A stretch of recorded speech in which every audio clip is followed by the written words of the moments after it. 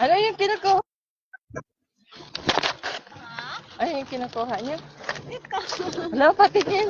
Itong ano, Shin. Ay, oo. Alam, Ano kinukuha mo? lalaki. Yung talaba doon. Uy, may... Tala ba?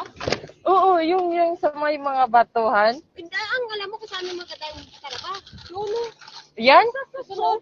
Yung sa suso, hindi maganda yung talaba doon. Yan din, oh. Ay, hindi yan dyan. Maliit yan dyan.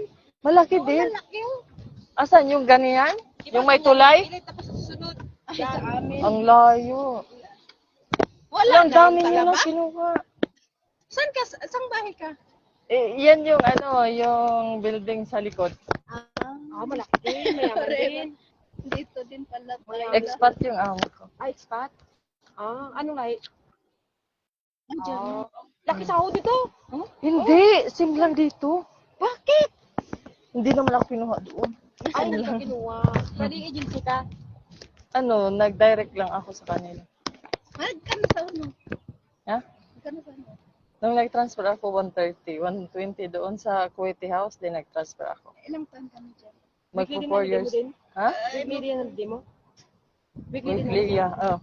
Maganda yan dito na area kasi hindi ka makakita ng amo na hindi nagbibigay ng holiday. Oo. Andiyan sa amo ko dati, isang holiday lang yun, isang business, isang Walang dami na, no? Sa amo ko, sa amo namin, kung walang trabaho, pwede kang mag-holiday kahit sabihin niya na 2 buwan ka mag-holiday kung walang trabaho, mag-ano yan. Pero natatawa sila sa akin pag ako mag-holiday, 3 hours, andyan na naman. Ay, ganda naman, nagtala ko, nag-ano. Ako dyan, weekly dyan, holiday ko din.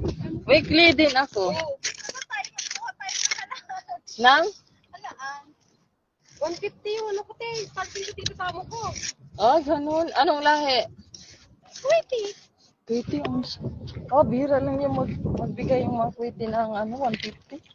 Direct ka na? Hindi, kinuha lang ako sa agency, te.